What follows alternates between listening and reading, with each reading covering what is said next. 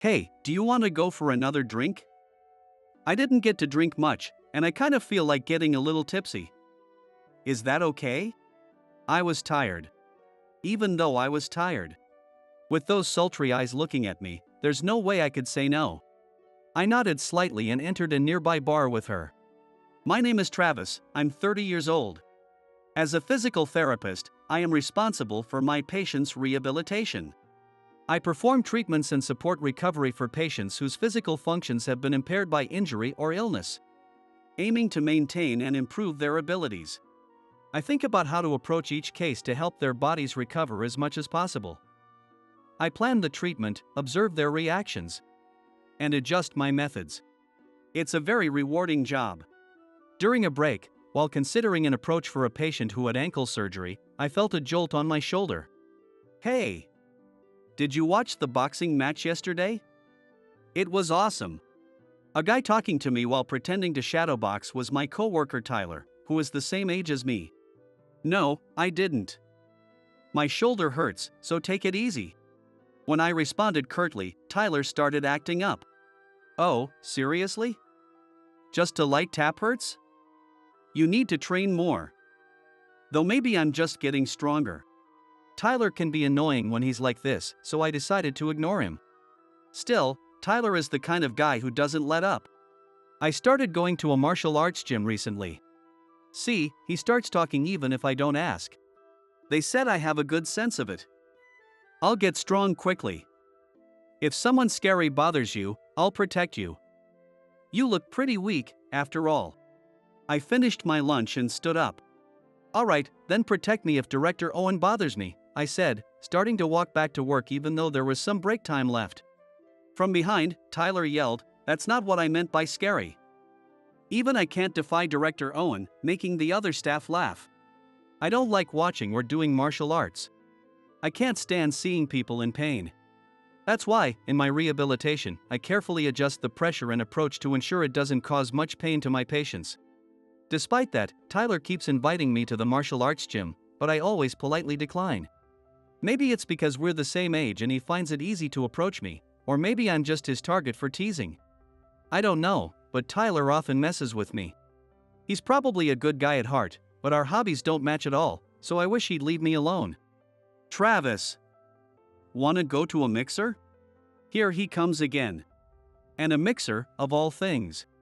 No. I frowned and gave a one-word response. Yeah, I thought so. That's why I'm inviting someone else. Tyler said with a peace sign and a smile. Then why ask me? Without showing any disappointment, I asked. Out of courtesy? If you were really interested, I'd ask them to add another person, Tyler replied. Making me smile a bit. No need. I'm really not interested at all. With that, Tyler started getting excited with the other guys going to the mixer. A few days later, Tyler came up to me at work with a desperate look, hands clasped together. Please, Travis. Help me out. I gave him a puzzled look. Today's the mixer, but Mason caught a cold and can't make it. I need you to come. There are 3 of girl. So I need to bring 3 guys too, or it'll be rude. Honestly, I really don't want to go. As I frowned and stayed silent, Tyler added, they're nurses. Not from our hospital, but pediatric nurses. I fell in love at first sight when I took my sister's kid to the hospital. My sister worked hard to set this up, it's really important.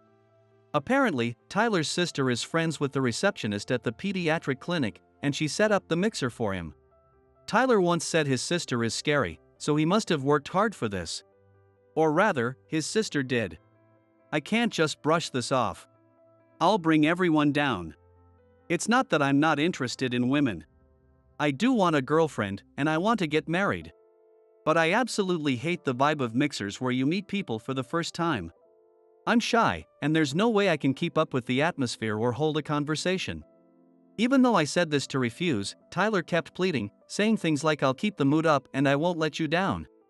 Until I finally gave in. I'm really in my scruffy everyday clothes today. Is that okay? When I said that, Tyler's face lit up. It's fine. You're coming. Awesome. Thanks, Travis, he said and left. I got dragged into a hassle. Well, I'm a plain guy with plain looks and a plain personality. It's the trifecta. The women probably wouldn't be interested in me, and I'll find a way to leave early with some excuse. With that mindset, I focused on my work.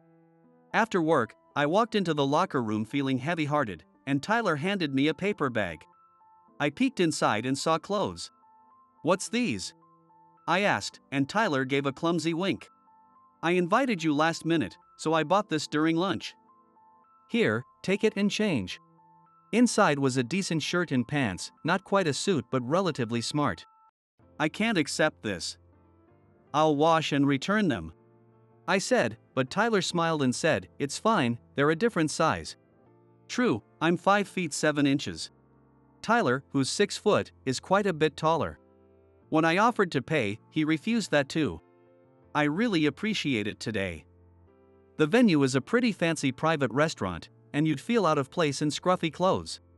So, I gratefully accepted and tried them on, and they fit perfectly. Tyler is unnecessarily thoughtful in these things. Another coworker, also dressed nicely, joined us, and we arrived at the mixer venue. It was a formal place, part of a high-end chain. If I had worn my scruffy clothes, I might have been kicked out before entering. Even dressed in a nice shirt, I didn't really want to be there. We were shown to our seats and waited nervously for the women to arrive. The seating was at a sunken, heated table with colorful woven straw mats, but I ended up sitting cross-legged. Then the lattice door opened, and 3 elegantly dressed women walked in. I thought it would be rude to stare, so I kept looking at the floor, but when I glanced at the woman sitting in front of me, I was genuinely shocked.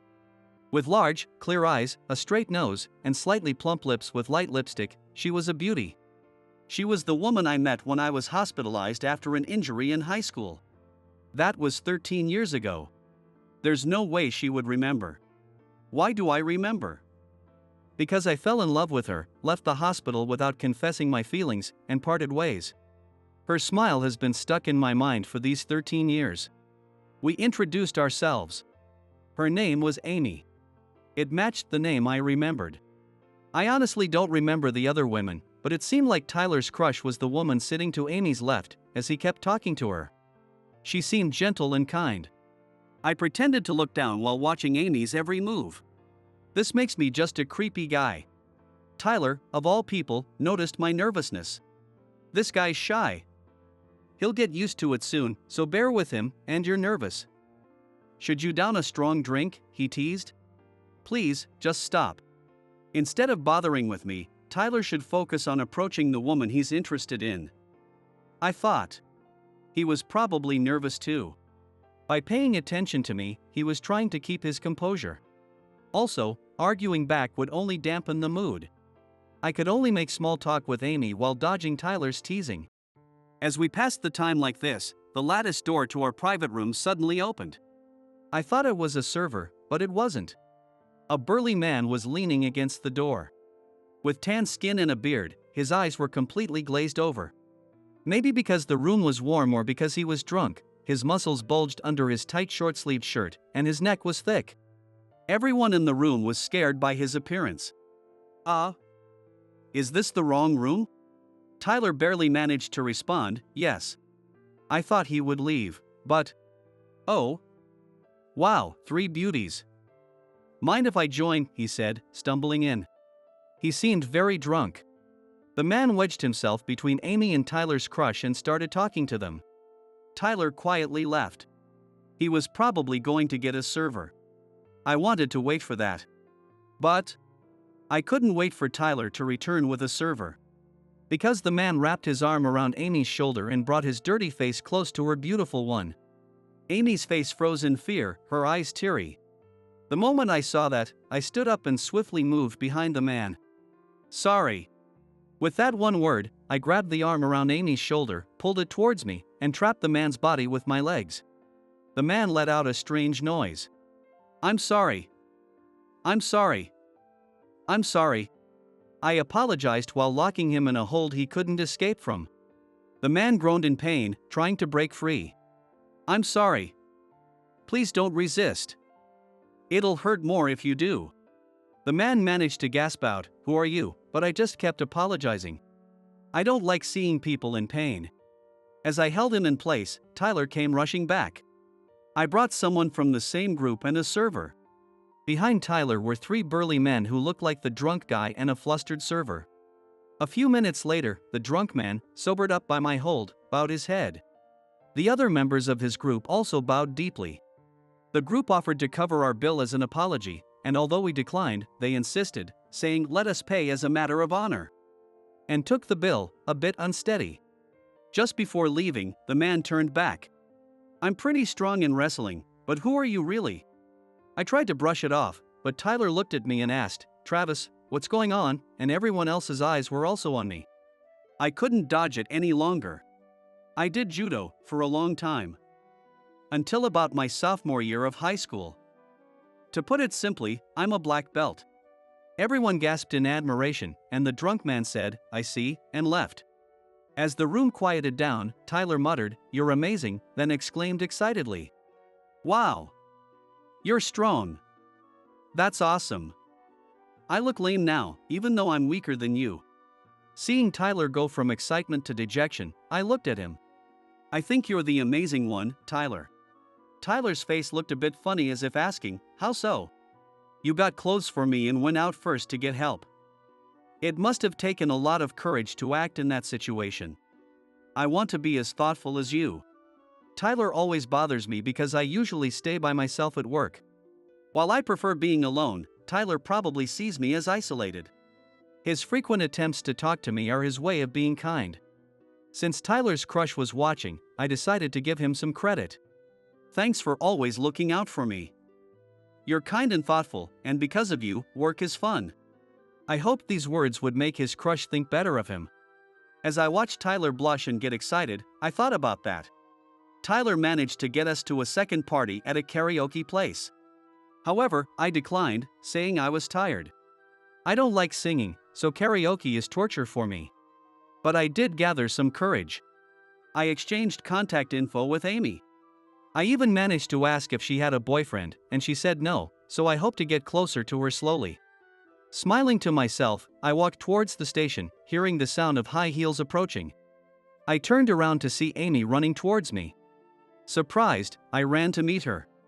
What's wrong? Did you forget something? I call out to Amy, who was breathing rough from running. She said, I remembered. My eyes widened.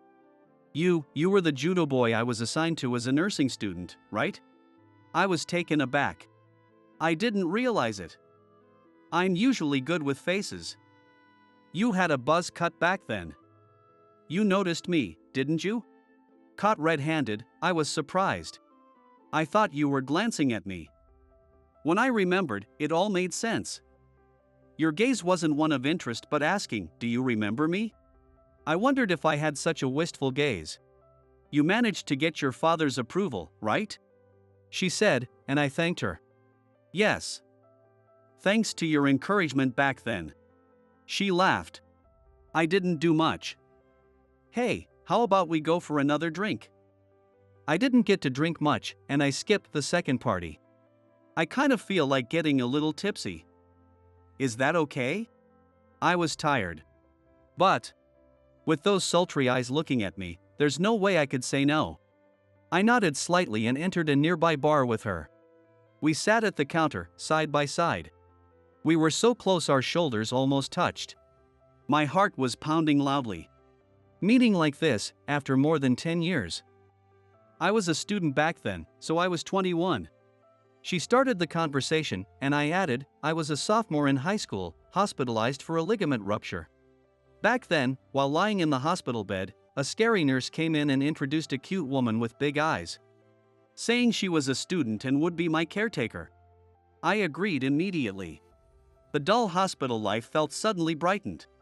She came to my room twice a day, in the morning and evening, to check my temperature, pulse, and blood pressure. Sometimes, she informed me of changes in my rehab schedule. It was just that, but she talked to me a bit each time, and we grew a little closer. As my discharge approached and I confessed I didn't want to leave, she listened to me kindly. I had been doing judo since I was a kid. My father had been practicing judo since he was a child, and in Japan, where judo originated, It's common for police officers to incorporate it into their training. Using his experience, he became a police officer. However, I had always disliked judo. I hated getting hurt and hurting others. With my father being strict, quitting judo was not an option. With no way out, I chose to become stronger. To avoid getting hurt by others. And to win quickly without hurting my opponent. Though I couldn't do that against my father, my desperate training led me to win tournaments and eventually earn a black belt. Just as I was being seen as a promising athlete, I got injured. In my rebellious phase, I pushed myself too hard during training with my father. Before he could stop me, I injured my leg, resulting in a severe ligament tear. This led to my first extended break from training. During this hospitalization, I genuinely felt I never wanted to do judo again. I feared that once I returned home, I would be pushed to aim higher while doing rehab. And pressured to become a police officer like my father. I didn't want to leave the hospital. I didn't want to go home. When I confessed this, Amy scolded me. "You're a guy. Don't be so pathetic." Expecting comfort, her unexpected words stunned me into silence. The tears that were about to fall receded. "You have to become truly strong. You need to surpass your father. It's your life, isn't it? If you can't change yourself here, you'll live your life walking on the path your father laid out for you. Don't just go with the flow." I was dumbfounded. And I thought about it. A life running along the path my father had laid out. I clearly didn't want that. My face must have changed because Amy smiled. "Do your best. I'm rooting for you." Fueled by her smile, I faced my father. After being discharged, I told my parents how I felt. That I wanted to retire from judo. That I hated the pain it caused me and others. That I wanted to become a physical therapist instead of a police officer. During my hospitalization, I received a lot of help from physical therapists. They considered my needs first and tailored my rehab plans. I wanted to be like them. I wanted to use the body I had trained through judo to help others. Though I stuttered at times, I confessed this, but my father wouldn't accept it. He said I couldn't quit judo until I defeated him. However, my ligament would take a long time to fully recover. When my mother, in tears, asked what would happen if I forced myself to train and ended up unable to walk, my father relented and gave me another condition. No half measures. If you really want to be a physical therapist, aim for one of these universities. The list he handed me included only top-tier schools. He wanted to see how serious I was. At the time, my grades were nowhere near good enough to even get halfway to those schools. It is as if there is a target that is visible but far away. But I studied frantically. With no judo practice, I had plenty of time. I dedicated all my time to studying. During that period, I set my sights on one university. Of course, the university I chose allowed me to study relevant subjects, and I also resonated with its philosophy. Motivated by my desire to attend this university, I studied intensely from the summer of my second year of high school and was accepted into my target university. I think my father eventually accepted my goal. To be honest, he might have feared that I would stop studying altogether. The snacks and drinks he occasionally brought me showed that he genuinely supported me. When I finished telling Amy about how I surpassed my father, she looked at me with teary eyes and said, "That's amazing, you really worked hard.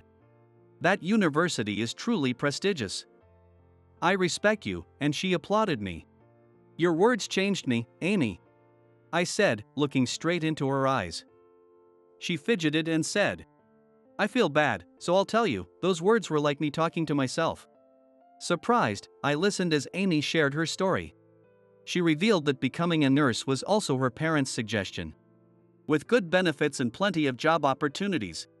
It seemed like a practical choice, and she followed that path without much question. But because it wasn't her own decision, she started to slack off. Especially during her internship, she felt useless, made many mistakes, and was constantly reprimanded by her supervisor. Meeting me during those days, when she wished for time to pass quickly and the internship to end soon, she tried to prolong our conversations to avoid spending time at the nurse's station. While telling you those things, I was actually trying to motivate myself. I was questioning if I was just following the path my parents laid out for me. Watching you, I realized clearly that I didn't want that. I wanted to be someone who could empathize with patients. I decided to become a nurse not because my parents wanted me to, but because I chose to. The person I needed to overcome was myself. She looked radiant as she spoke. Since then, Amy had worked hard to motivate herself. Eventually, she was praised by her supervisor and sent off with confidence that she would become an excellent nurse. After finishing her story, Amy, perhaps thirsty, gulped down the rest of her cocktail. I'm currently working in pediatrics, and every day is fulfilling.